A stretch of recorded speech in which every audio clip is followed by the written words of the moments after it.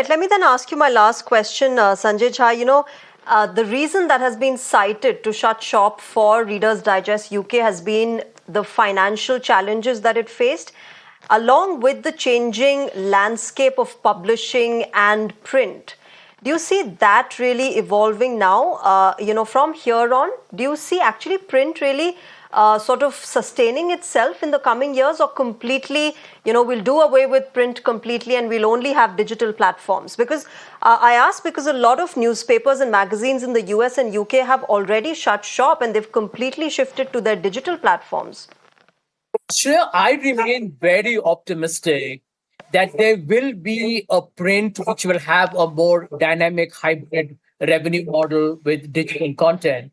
And the reason why I say so is because, you have seen how a lot of foreign newspapers in domestic, look at our success stories in India, where many mainline media has created its own parallel digital base, which is the way it should be.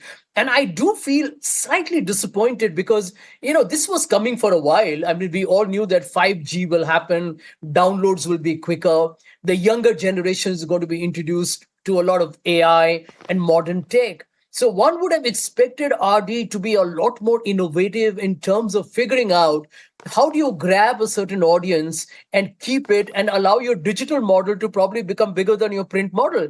And those who want print could have an option. So today, for example, if you look at a lot of magazines and others, you get the option to have print, or you get the option for digital, or both. And mostly people, opt for digital or digital plus print option. So I think in a great number of ways, that is a bit of a disappointment, because I think RD is such a classic example of how an entire generation of people grew up all over the world loving the simple stories that I think became a way of life. And I think it's in a great number of ways a tragic end, but I do hope that, the archives it has remains accessible to the public, and who should be more than happy to pay for it, because it is quite a masterpiece collection.